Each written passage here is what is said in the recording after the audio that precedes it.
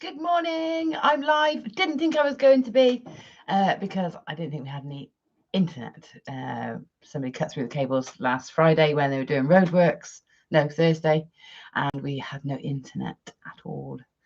Surrounding villages and the next town, but they got it back up and running quite quickly. They said it wasn't going to be until Monday evening, but actually they got it up and running on Saturday. So I think they were limiting the fallout by telling us, the worst news, and then surprising us by doing it so quickly. So they got around that really well, didn't they? Anyway, it's great. I did tell a few people to spread the word that there wouldn't be a Monday Mojo, but here I am. I didn't need to do that after all. So anyway, good morning. Happy Monday. Good morning, Leslie. Hello. How are you? It's nice to see you. I've had a wonderful weekend, really lovely. I'll tell you all about it. I've got a coffee. I got back here yesterday about 6 o'clock. Lots of driving yesterday, but I got home, managed to get a nice cozy night on the sofa, and yeah, a bit tired. You know that it catches up with you the day after, doesn't it? So I'm a bit tired today. I had a night out on Saturday with my sister and my mum and my son and his girlfriend. We had a night out. We had a good old giggle. It was a little bit worse for wear Sunday, but a breakfast out with my son sort of cured it, so that was good. Good morning, Mary. I'm wondering if a few people won't be in because they're not expecting us to be here. Good morning, Jane. Good morning, Bogner. Good morning, Francis. Oh, you're all joining me now. That's nice. How are you? You all seem very jolly this morning. Is it because the spring is here? The tulips, we planted some tulips. You're back. We planted some tulips, and you wait for them to come up, don't you? Anyway, they started to come up, and just before I went away on Friday, I said, I bet you that's going to open while I'm away. And I was thinking, please don't open. The first thing I did when I got home was went into the garden to see if the tulip had opened. Very invested, and it hasn't, but it's completely changed from green to purple, pink, orange. The little, the head, and I'm sure it's going to burst open today, so I can't wait to see it. And then we've got some really unusual tulips in the big bowl at the front of the pond. Sort of as you open the gate into the garden, that's the first thing you see. So they're really big, unusual ones, and they've all started to sprout. I take a picture because they're so gorgeous. Even as they are, they're gorgeous. Instead of like a tulip bulb that starts like that and then opens, these are just sort of emerging out. So pretty. They look like aliens. Good morning, Carrie. So yeah, very exciting. Every day you go out in the garden and something's changed colour or sprouted a leaf or come into flower. It's so exciting, isn't it? I love spring. I love spring. And Chris every morning checking his tomatoes. It's very exciting times. Good morning, Linda. How are you? I've just been on Mojo this morning, admiring everybody's work. And so sorry if I've missed any recently, but I went and had a look through this morning. I think that's why I'm running a bit late, because I got carried away looking at everybody's makes and takes on the mini mystery make. Really good, with some really great results from those projects. So I'm really pleased. I'm glad you're enjoying them and that you're having a go. Your mini magnolia is in full bloom. Oh, magnolias are lovely. One thing I love about driving back to Gloucester is ever since I was a child, I've always, done that route from Yorkshire to Gloucester. And I remember my dad, it was always springtime because it was always in time with the holidays, etc. My dad would come down and he would always call this one particular road in Magnolia Avenue, because it seems every front garden, they're 1930s houses, big front gardens, and almost every house has a magnolia in the garden, and it's a really long road, maybe 400 houses, 200 either side, so a big wide avenue, and he calls it Magnolia Avenue, and I remember that as a child. So the other day when I was driving down, I was thinking, am I going to see the magnolias? And I drive in to Gloucester via Magnolia Avenue. With all the road changes and, you know, things move on, estates get built, you now have to take a detour to take that route. That's not the main route in, but I have to do it just to see them. And I got to say, most of them were out, but not in their full glory. So I was just I'm slightly too early, I think. But yeah, absolutely gorgeous. And our neighbour has a magnolia. It's got a certain name, I can't remember, but it's a much more delicate petal, less lotus-like, and more sort of cross between a dahlia and a magnolia. So the leaves the petals are thinner and slimmer, and they branch out much more like this. They're really gorgeous. Hello, Isabel. How are you? Candy, good morning, Candy. I didn't think there was a live today. I know, because I did tell you on Saturday there wouldn't be, but I've got internet, so I can be here, which is great. Because I don't like missing Mondays if I can help it. Keeps me in a pattern, if nothing else. So I am here. Bonus. So yeah, if anybody wants to share this, because there'll be quite a few people that were told that it wasn't on, that would be great. So I went to Chalmers Gems in Redditch, the studio in Redditch, which was transformed for the day into a shop and workshop. And it was just wonderful. It was so lovely to see so many people, you know, and see all the gemstones up close and personal and in the flesh, and, you know, bags and bargains, which I did. And it was lovely to meet people that I haven't met before. So although some of these names I'm familiar with and you know, see week in and week out, so like Candy and Isabel and Jane, who else that I met? Marjorie and, well, most people there I knew the names but hadn't met before, but some people I've had on workshops, so we've met virtually, and yeah, it was so nice. So big hugs, some massive hugs. I met Isabel Trottin for the first time, which is wonderful, and it was just, yeah, really, really lovely day. Great energy, great atmosphere.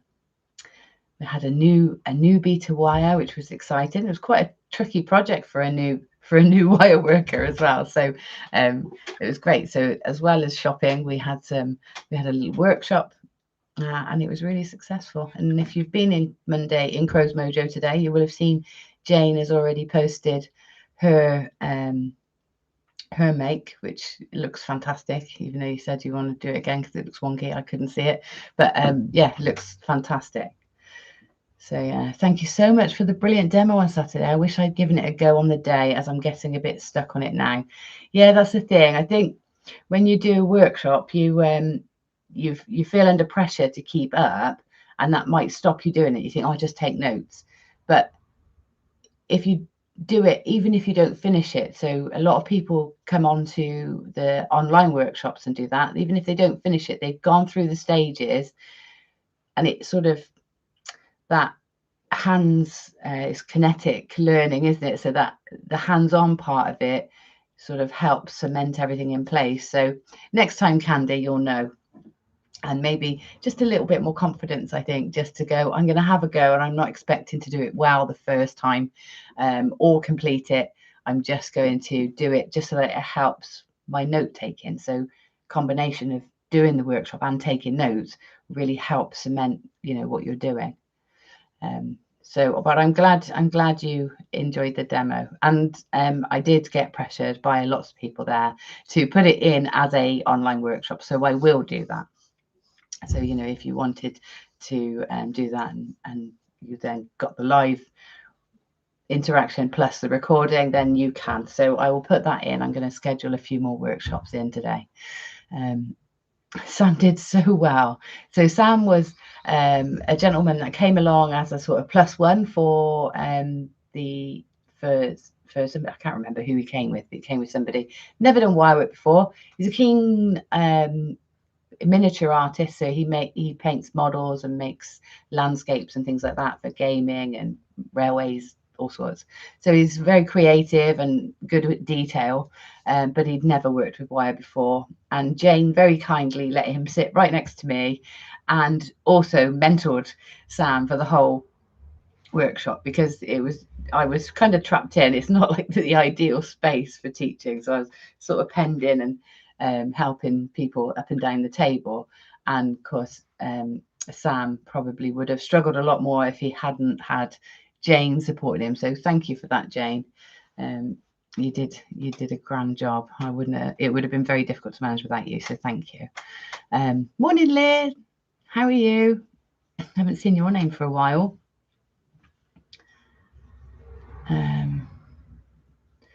Candy, did you take a photograph of my notes? If you didn't, I will send you one. Hello, Nikki. How are you? How is it in France?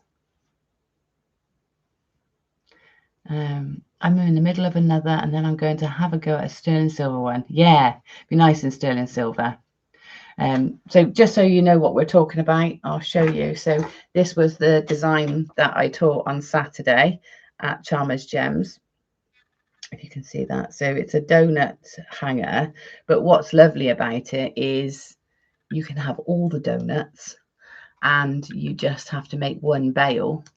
So you take out the cord, and then this is hinged, so you can remove the donut and you can pop in a different donut. So you can change it up depending on what you're wearing, what outfit you want to wear, what gemstone you want to wear, what energy you need for that day. So, you know, for a lot of you, if you're wearing gemstones, not necessarily for their aesthetics, but for their properties, then this is a great way to be able to, you know, wear the gemstone that you need on that day.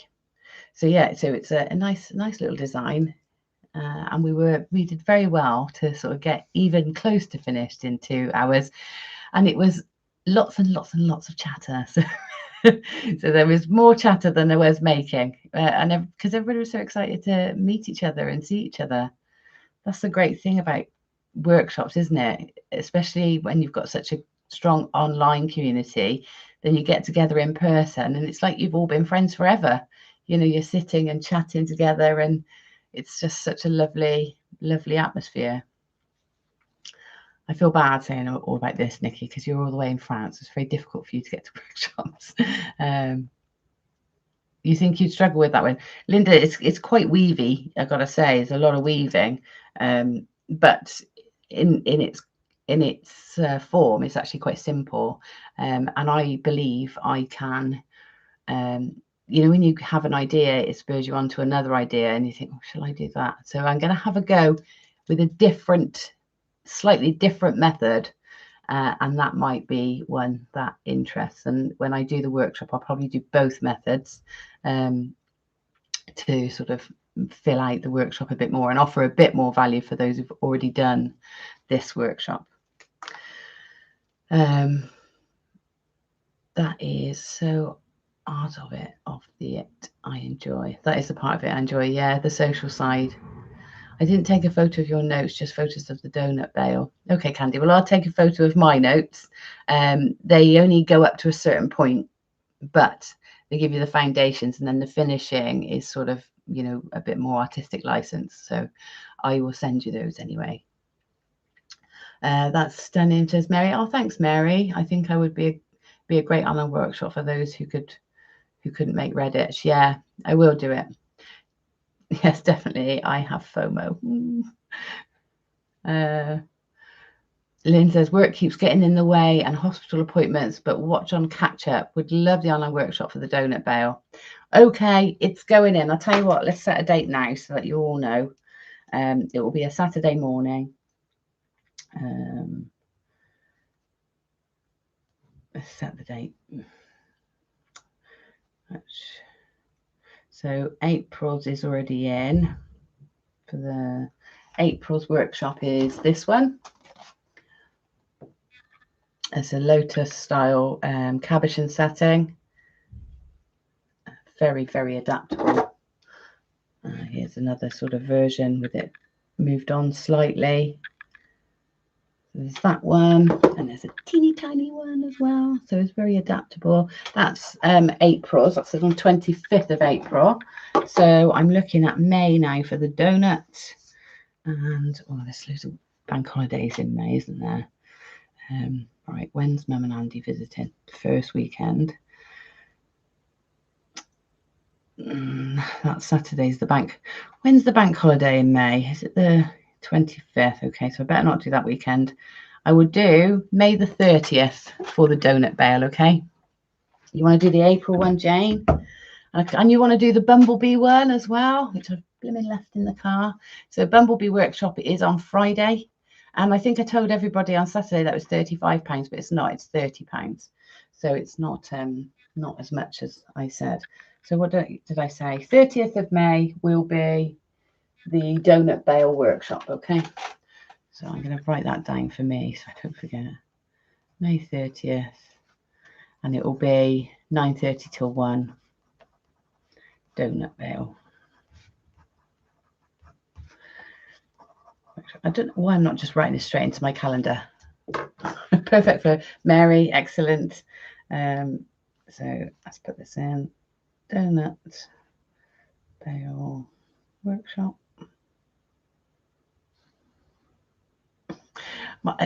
My phone has suddenly stopped doing autocorrect. So if you get some strange messages from me and you get some strange posts on Facebook, which I've done a few, it's just suddenly it doesn't sort of autocorrect anymore, and I forget to check because I'm so used to it doing it, and it's just suddenly stopped.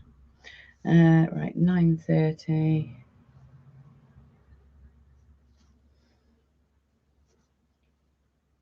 till 1 p.m. There we go. That's in the calendar. So there, that's done. I should do this more often, action things straight away when I'm talking to you, because often I come off the live and then I get caught up doing something else and forget all about it. So just got here. Will the details be on your site, Gemma? Yes, Joe. On my website, there's this workshop for Friday, which is the Bumblebee, for Saturday, which is the Bumblebee, and then the next one is the 25th of April, which is on the website, but the donut one won't be on the website until later today. But I will get on to that today. And then the other one that everybody was talking to me about that I need to put in, so this would probably be June's workshop, is, I don't know if you can see this. This is something I did a long time ago with Milliput, and it's about embellishing gemstones, perhaps creating drill holes where there aren't any. Milliput's such a versatile medium, so I'm going to put a workshop in for Milliput, and we might spread it over 2 days so that we get to do the start and the finish. Obviously the setting times, but look out for a Milliput one. It won't be just this is one of the projects, but there will be others that sort of show you the versatility and the range of the medium so that you can use it. But yeah, I'll be doing this. I got some exciting projects on the go for that, so I will get that one in. Good morning, Claire. I thought you wasn't doing this today. That's very Gloucester. Well, yes, and I did tell you, please spread the word, but when I got home, the internet was back on, so I could be here. It was lovely to see you on Saturday, Claire. Candy says, will the workshops be available to watch afterwards if I book but can't attend live? Yes, Candy, they are. Good morning, ma'am. This Andrew Turner is my mum. He's not, he's my stepdad, but my mum is using his account to talk to us. So hi, mum. Yes, Candy, they are available after as recordings. I do send you a link to them, so you get to watch them as many times as you like. Bogner, what have I missed? What have you missed? Oh, so much, Bogner. There's I was at Charmers Gems in Redditch on Saturday for a sort of birthday event for Charmers, and during that day the warehouse gets opened up for sales. There was a half price gemstone sale, which was amazing, and then what else? And I did some teaching. There was cake and coffee and lots of nattering and hugs, and it was lovely. Did you give up on Etsy? Yes, Nikki, I did. That's the short answer. Yes, I did. I just realized I need to put energy into one thing. So pushing the website is the thing. And that's, you know, because even if you've got an Etsy, I thought that some of your marketing and pushing would be done for you, and that you would have access to an audience actually searching for what you do. But actually, it doesn't work like that. You still have to do as much work promoting and pushing your Etsy site as you do your website. So I figure I might as well just do it all in one place. I'm just paying for one thing, even though it's very expensive. You know, if I can make it work, I think I just got to stick with it. So yes, I've given up on Etsy. Plus, also, Etsy put the price of the workshop up by £5 for every person. So on my site, on my website, I can sell it. If I listed it on Etsy for 30, they charge you 35 because they put VAT on. So, or whatever it is, the increase. So suddenly the workshops got much more expensive for you. And I still had to pay to have them, to list them. So it passed on it didn't make it necessarily more expensive for me, but it passed on the expense to you, which I didn't think was very fair, really. So yeah, no, I've left them now just on my website, which is good. For you, the interface shouldn't be too much different. And also now when I upload the details for the workshops, I upload them in 2 formats now. So either as a Word document or as a PDF, which means you can download either. So some devices, particularly phones, prefer PDF download. A Word download can be tricky and goes into a different area on some people's phones. So I find now that people have less problems when it comes through as a PDF. And the other thing that I've done to hopefully help people access the online and the live workshops is within the PDF and the Word document, I have included a QR code that takes you straight to the Zoom video, to the Zoom meeting.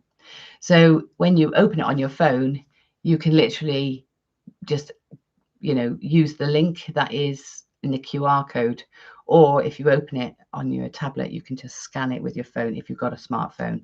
If you haven't got a smartphone, don't panic. There is still the option to just click a blue link.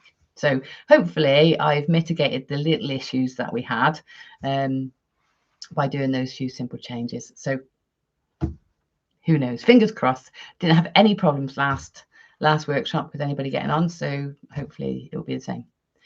You get it, really, you do. Yeah, Nikki, it's one of those things. I mean, if I was just selling jewellery, I think I would probably stick with Etsy. I think it's a good platform and easy and accessible for people. It's that's great. But because I don't actually sell much jewellery, I'm more about selling workshops, tutorials, books, etc. It's just not the right platform, I don't think.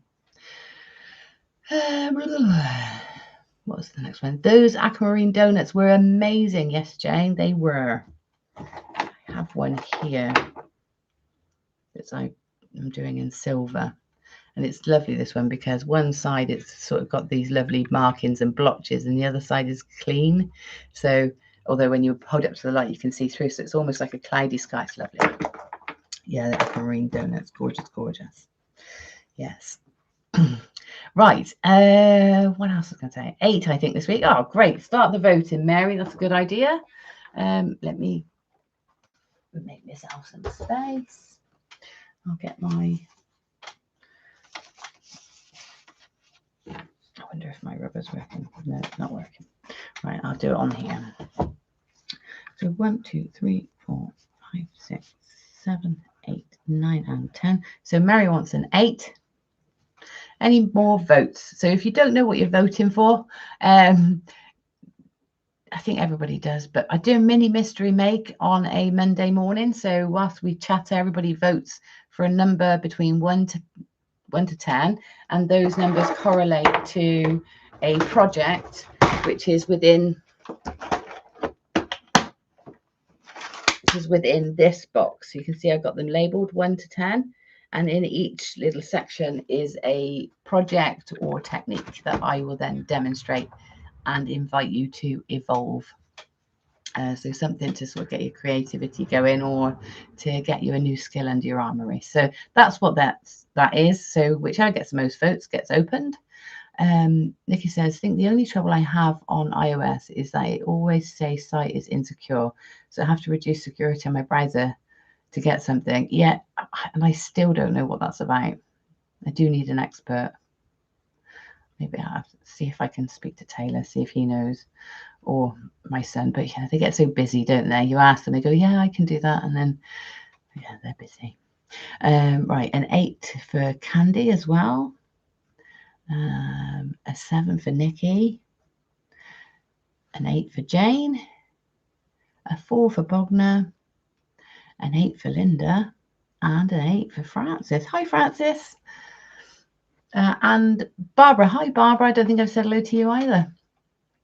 It's nice to see you. Thank you for voting. So yeah, keep your votes coming in, and we'll do that. One thing, Lynn, you're going for an 8 as well. 8's racing ahead. I think we got a winner, but keep going. You never know. So something that came up on the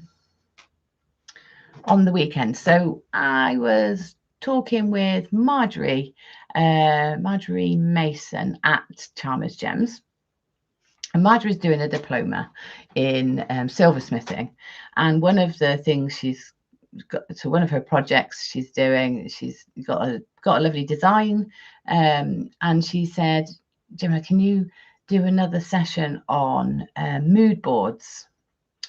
So I don't know if you remember, I did it was not really a mood board, it was more of an inspiration board that I did. I have done mood boards before, but they're more about goal setting. So they're less about design and more about goal setting. So Marjorie was saying, my teacher, you know, I've got this design, and she's telling me all about the design, and she said, I need to do a mood board for it. So what's wrong with that statement, everybody? So anyway, so an 8 for Leslie as well. So okay, I'll just put the votes on. So I said, okay. So where did the design come from? I don't know. She says, I don't know. I just like the idea of this. It's hard to explain. Even I can't see it because it's not my design. It's Marjorie's design. So it's very difficult for me to visualize it. And she said, you know, the thing is, the tutors, I've got the design, but the tutors want to see a mood board, and, you know, about the design. And she said, so, you know, what jewelry magazines do you think I should get to, you know, to do it? Have you got any suggestions? And I said, well, here's the thing. If you do a maths exam and you are just brilliant at maths in your head, and you just see the question and you know the answer and you write the answer down, you won't get the marks for that answer, will you? If you know this, don't you? You won't get the marks for it because you could have done it on a calculator. So the examiner has to see how you got to that result. And it's the same when you're doing designing for a course. You're designing for yourself and you just play. It doesn't really matter, but it is really great practice to really notice what you notice. So that's what I thought I'd talk about today. So I said to Marjorie, right, well, you know, maybe don't think about jewelry magazines, because when you look at jewelry magazines, you're looking at other people's designs, and yes, you can take inspiration from those, absolutely, we all do. And you can look at a design and think, oh, that's nice, if I just did that, that would, you know, I can evolve it. But what you're doing still is evolving somebody else's design. Fine, absolutely fine, we all do it. It's necessary. It's sort of how ideas grow and how things evolve. But if you really want to show your authenticity as a designer, and not just so that you can show other people, but so that you feel connected and authentic in your result in design, then it is best to go from that design process from the beginning, from the raw material, from the first source of inspiration. Now, sometimes you get a design pop into your head, you don't know where the inspiration came from. Fine, but really think about it and look at the design. So what I suggested to Marjorie was that what does it remind you of? What, you know, maybe don't look at jewelry magazines for inspiration. Maybe look at a gardening magazine, because, and it turned out, as we were talking about what had inspired the design, what is it about that she's drawn to? Why does she like that style, that color, that texture? Why that gemstone? As we started talking about that, you get under the surface of it. And she does have an enjoyment of plants and form. So as we were looking around the room, she said, well, I suppose it's a bit like that spider plant. I said, well, okay, so there you go. There's maybe the source of that inspiration. So good morning, Marjorie. We're talking about this right now. So maybe that's the source of the inspiration. So maybe look at gardening magazines or food magazines. Travel magazines are really great, because travel magazines not only give you color, shape, architecture, form, they also give you a sense of feeling as well, and emotion, a sense of temperature, vibrance, a feeling of it as well. So, you know, New York City, for example, you're thinking speed and fast, and you might want to show that movement in your piece. Or if you're thinking like the palm, you know, where am I thinking now? Some sort of lagoon somewhere tropical, you're maybe thinking of restful stillness, and you might want to show that in your work. So that might evolve as color, or intention as in meaning of the stone you choose. There's so many ways you can take inspiration from travel magazines, from the colors, the textures, the sights, the sounds, the feels, the temperature, so many things. So that's a great, travel magazines are a great way to start, and they're free. You can go to the travel agent and get one. So there's that. But what it got me thinking today is that a lot of us, and I cover this in Creative Confidence a lot, and actually as you go through Creative Confidence, the whole point of it is to notice what you notice. So my advice today is to, as you're walking around, you notice things and they seep in, and something will catch your eye. And so often we just walk on by that. It's a what's the word I'm looking for? I'm terrible at this, aren't I? I just lose the words. So you sort of notice it, and it's subconscious, you know, it slips past you. But if you can notice what you notice, you'll really get in tune with what really gets you excited. You know, what textures, what shapes, what colors, what contrast, composition. It makes such a difference to your creative energy if you notice what you notice. So when you think of a design and you think, oh, that's a nice design, I thought that, try and go behind it and think, well, what brought me to that point? And you will have got to that point by subconsciously noticing things that you didn't notice you noticed. Now I know this because there was an experiment, a design experiment. There were two teams of designers, and it was a televised thing, and it was proving that we absorb things almost subliminally, and you know, even if we don't know we're doing it. So there were two groups of designers, and they were put into teams. So two teams of 3 designers, and they were given exactly the same design brief, and they were driven to the studio via exactly the same route. Different days, but exactly the same route to the studio that they were working in. Different days. It was the same day, but there was obviously slightly different times. You know, they tried to get it as exact as possible. So their brief was the same, their where they were working was the same, and their taxi journey to the to their workspace for the day was the same.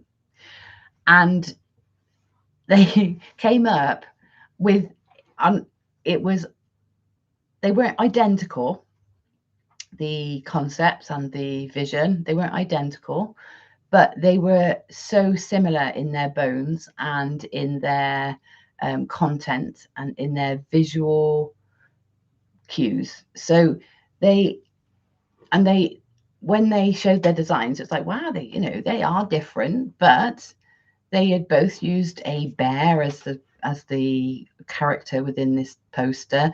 They had both used a certain font. They had both used certain colors. They had both used certain shapes. They had both emphasized the same point. And there were so many similarities. And when they walked the day backwards and showed the designers just how susceptible they are to advertising, and it was an idea of saying, this is how important advertising is. So when they walked them back through their journey and the brief, there were a few little cues in the brief that were so tiny, but you could see how that had fed into the design.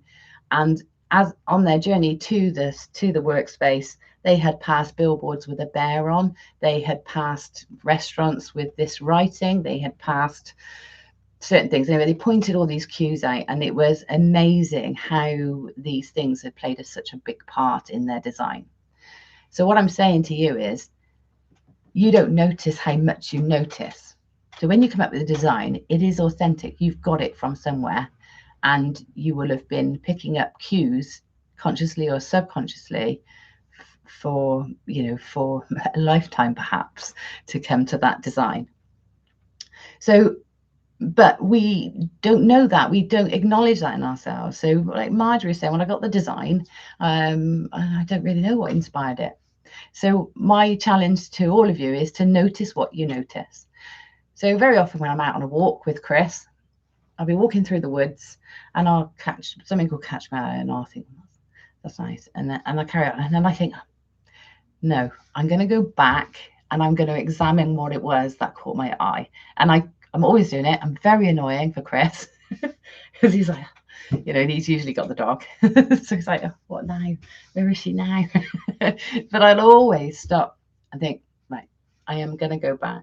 So the other day, it was a ladybird, but it was sat in the tiniest little crevice in a tree.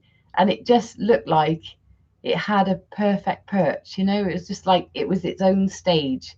And there was something about it that the little knot of the wood was framing how the ladybird was sat. And it's just a ladybird and it's just a bit of wood.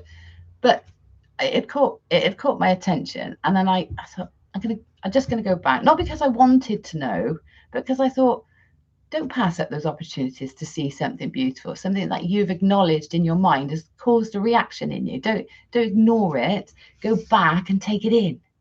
It's free. It's free stuff and it's free inspiration. And so I'm going to challenge you to notice what you notice. And if you've got Creative Confidence book, go back to it. Pick up even if you've done it start to finish, you can never exhaust it. It's always good practice. So, where's my book?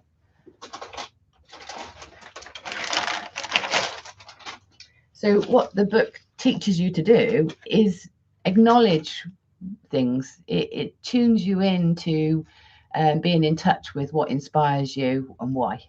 So the activities, so this one's the synesthesia one. So taking inspiration from sound. That sounds strange, but you'd have to do the book to understand it. So let's go. So inspiration for movement or flow can come from all manner of places. Take a look through images of rivers, time-lapse videos, or busy city centres. Watch a fire burn.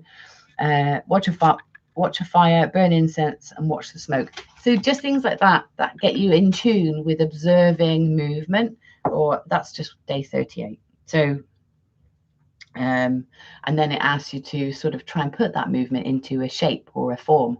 And so it's about acknowledging what catches your interest and then how to sort of harness that in your design process.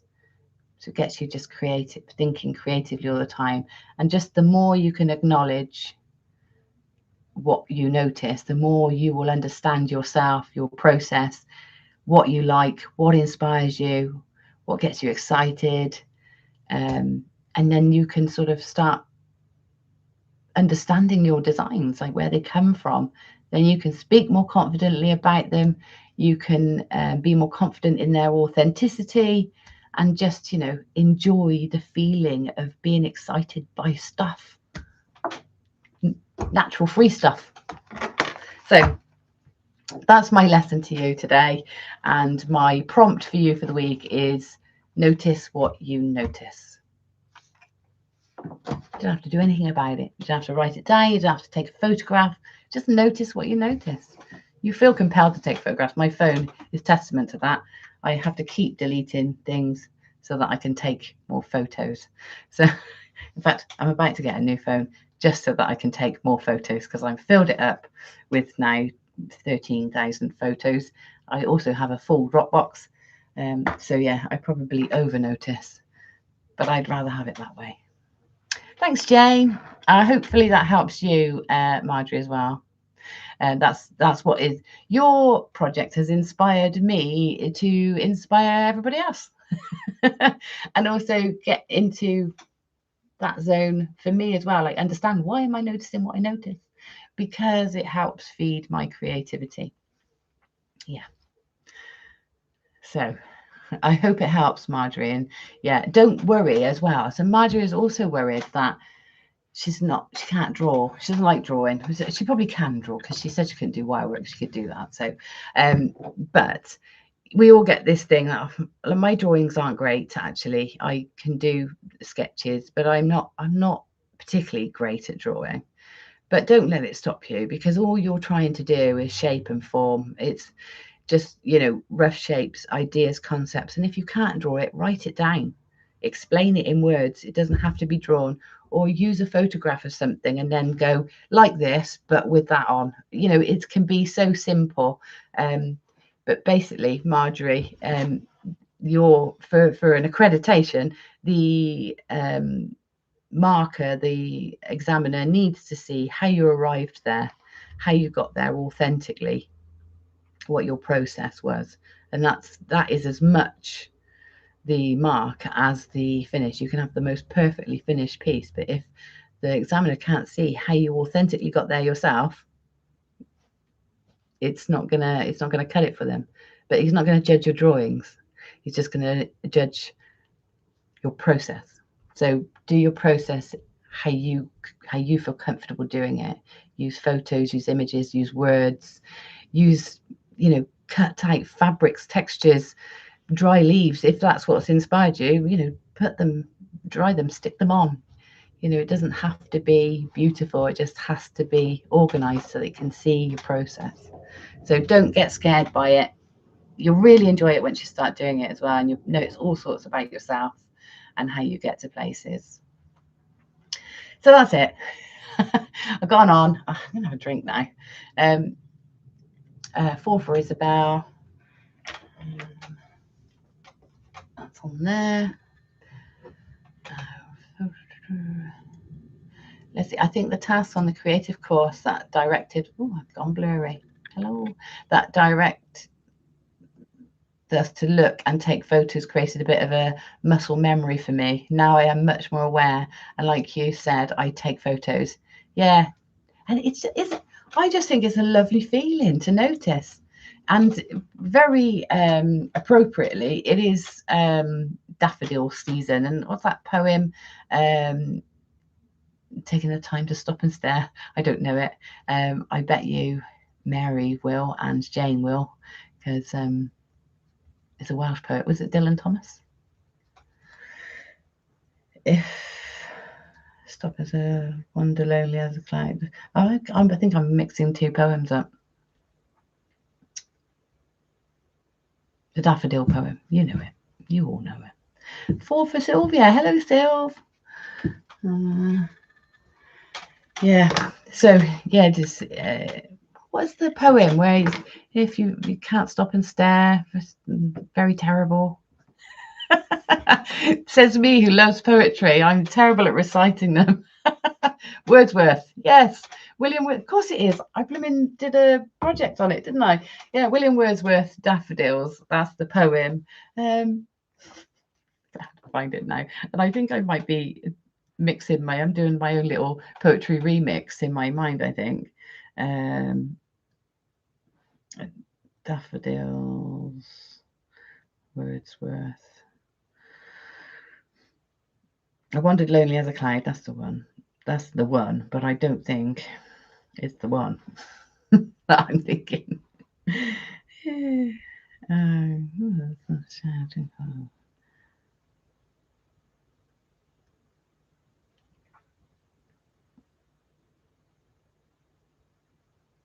Oh, yeah. For oft when on my couch I lie in vacant or pensive mood, they flash upon that inward eye, which is the bliss of solitude. So that's him noticing what he's noticed and then using it in his alone time, seeing it with his inward eye. So that imagination's perfect. And then my heart with pleasure fills and dances with the daffodils. It's lovely, isn't it? Yeah, so it's that one, but it's not the one that I'm thinking. So let's do a remix, that one, and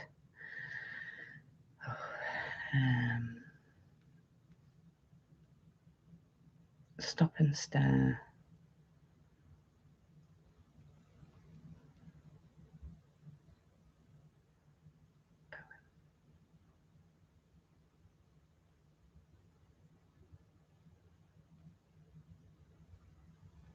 No, I'm touching the wrong thing. What's the word? A host of golden daffodils. Yeah. No time to stop and stare. What is this? That's going to drive me mad. I'm going to have to find. No time to stop and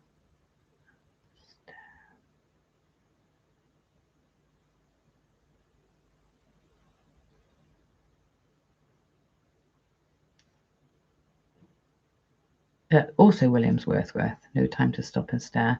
Is it the same poem?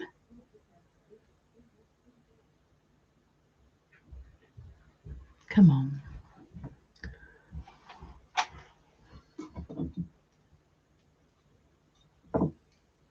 Mum, you'll know.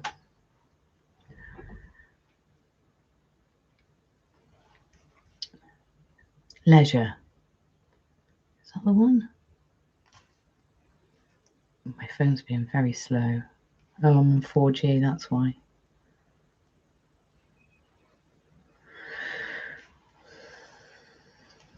Because I haven't clicked back on.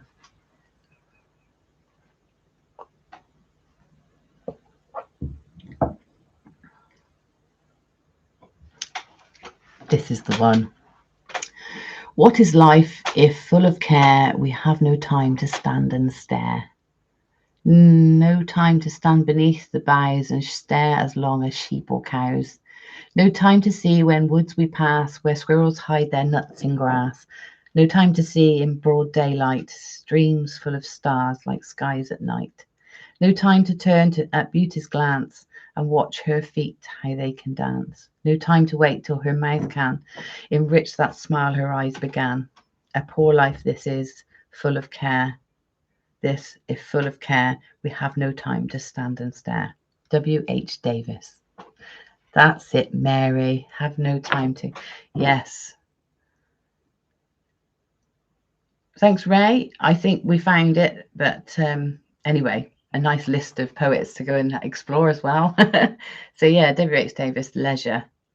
What is this life if full of care? We have no time to stand and stare. And it's true, isn't it? It doesn't take long to notice.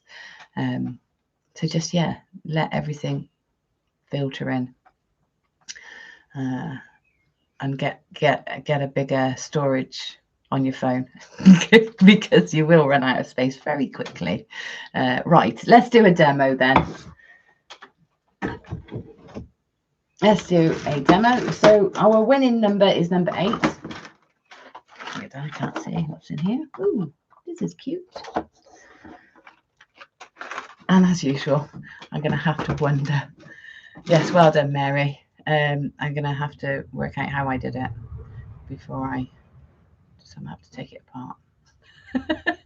So this is what we're going to do today. This little motif here. So it's got a bead set at the center. Come on, focus in. There you go. Got a bead set at the center, and that's how it looks on the back. So that's our demo. Nice pick, everybody.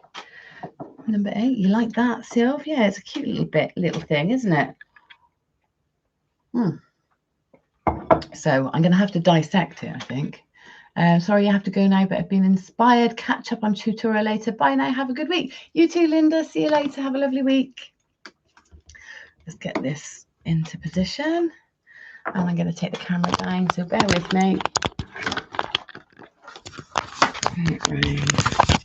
Pop it down there. Oh, that's me. Put that there.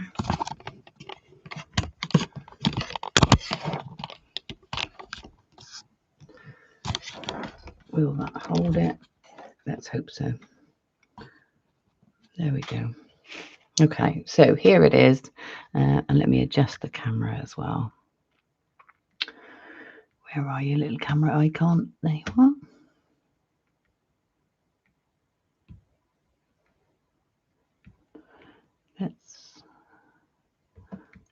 Let's zoom in a bit.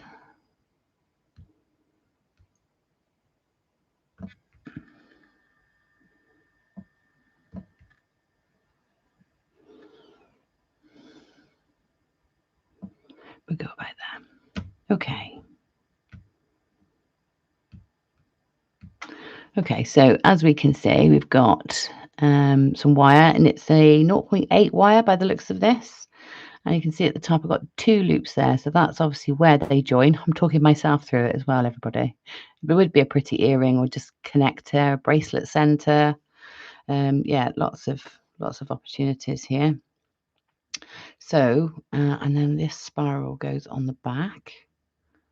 So I'll tell you what, let's take a photo of it front and back so that I can see. So back and front, and this little section here. And then we'll start to dissect. So I can see that this is the bit that wraps. So we'll go backwards. I mean, this might help you seeing how it comes back. So that's right, okay. That wrapped around there. I'm just pulling it apart now. That one goes there. Okay, I see how it works. And I've used a separate piece of wire to attach in the gemstone. Right. Okay, so I'm going to go back to there, and I'm going to show you now how to create this piece. So I've got a 0.8mm wire, and I have a, what's that, a 6mm gemstone.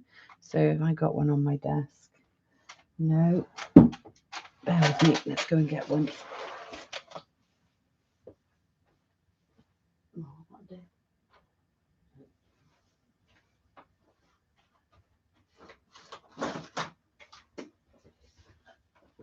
Get my trusty tub out with all the bits and bobs in. Oh, that's not the right tub.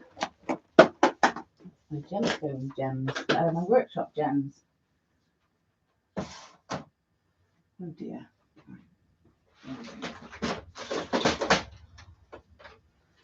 There'll be something in here I can use, I'm sure.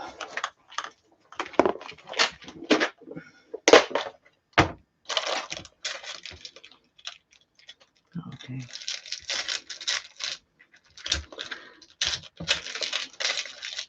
Let's get one of these little pearls.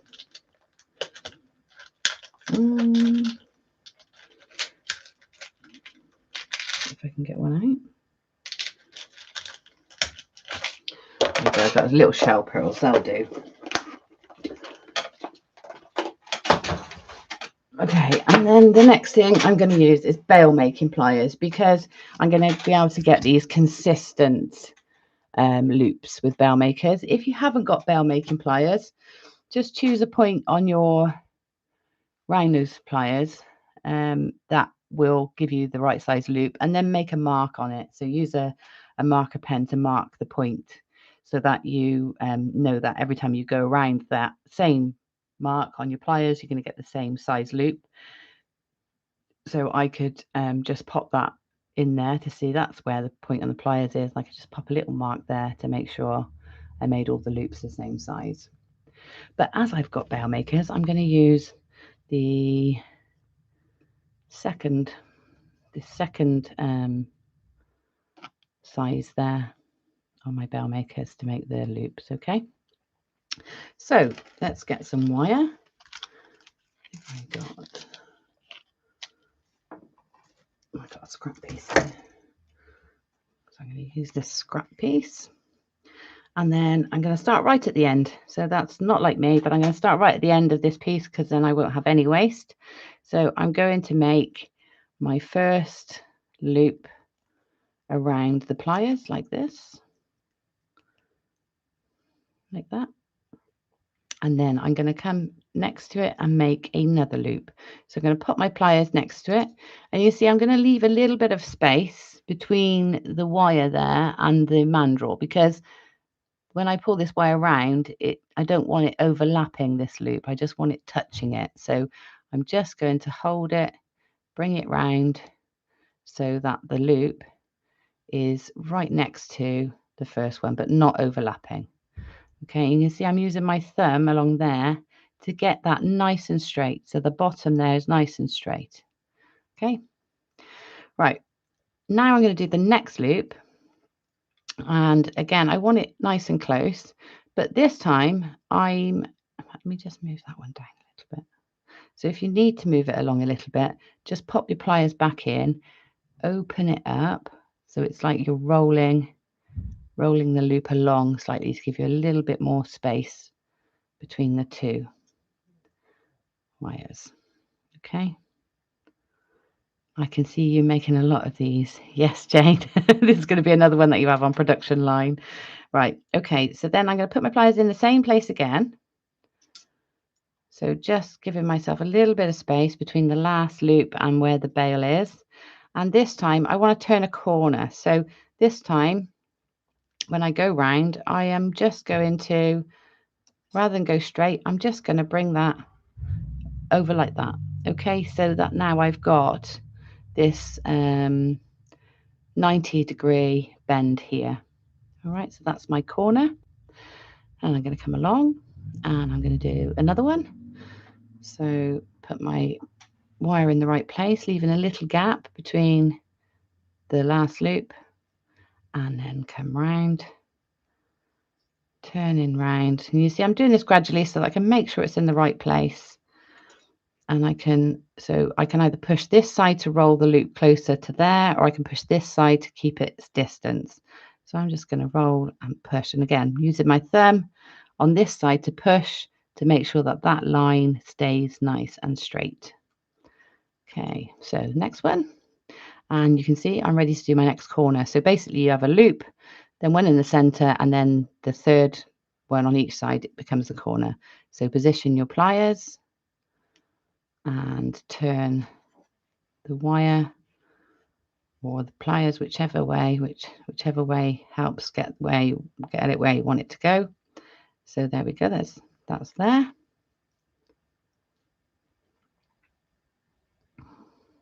Like that. And then just make sure that you've got that 90-degree angle there. Let me do the next one. You can see where this is going. So pop your pliers in, turn it so that your loop is in the right place.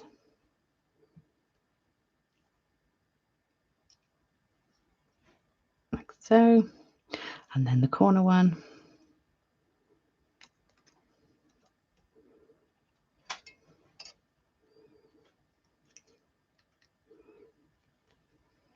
There we go. You see we're almost back to the beginning now. So now I just got one more loop to put in there. So put my pliers in, turn the loop. Like so. It should be all lining up.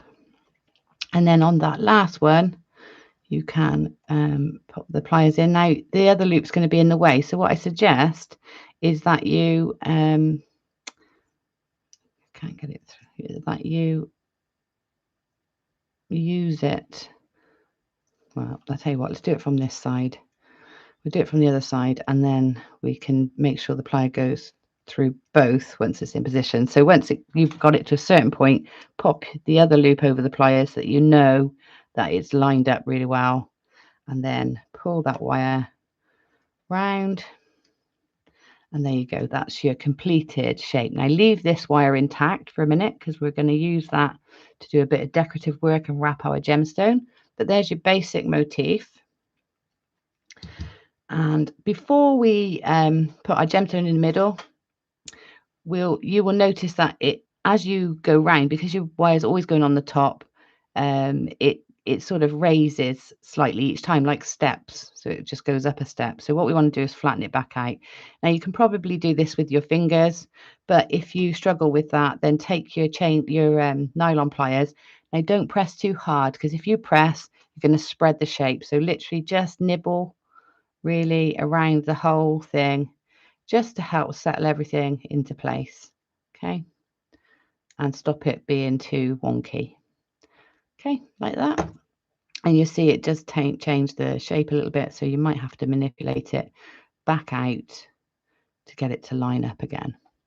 Okay, so there's our motif. Now we're going to attach the gemstone in. Now you could use this 0.6, 0.8 wire, but it's a bit bulky.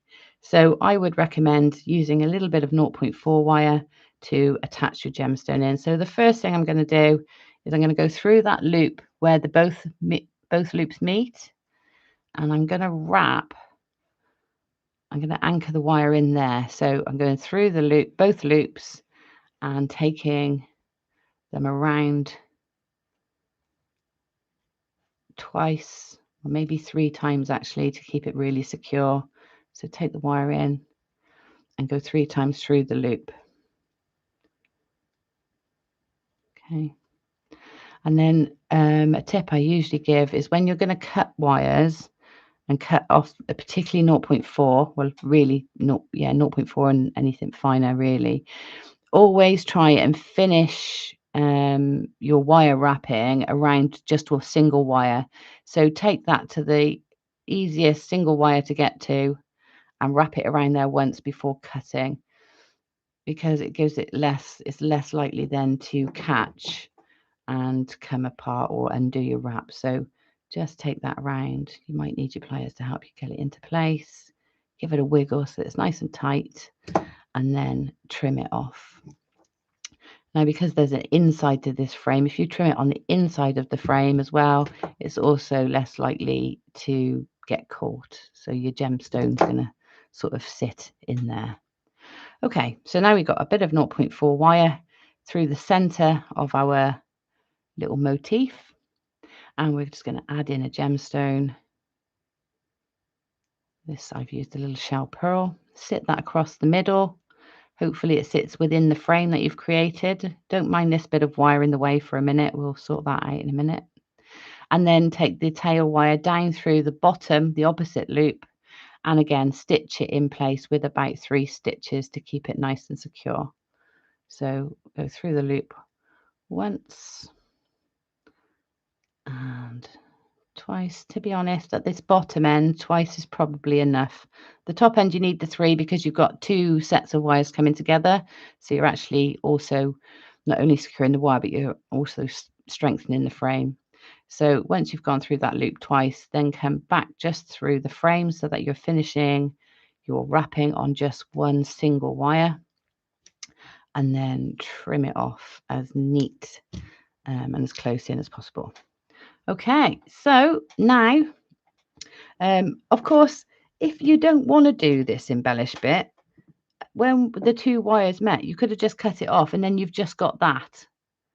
But if you do want to do this bit where it sort of nests and frames the gemstone, then now you're just going to take this length of wire, hold really firmly between your thumb and your finger. So you're pushing the gemstone into the center, and then you're going to use your tail wire as a lever and pull it around the gemstone. So, and your thumb is going to stop it jumping upwards. So there's one wrap around it. You can leave it there, or you can go again to make it more like a nest, like that. Okay. So there's twice around it.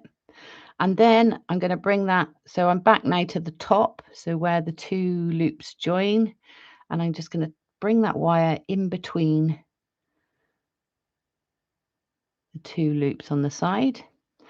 And again, at this point, you can just sort of go around the back and cut the wire off and tuck the end in, or you can do exactly the same on the back, so that you've got, you know, something that if it twists, it will be the same front and back. Okay, so you can just go around like that.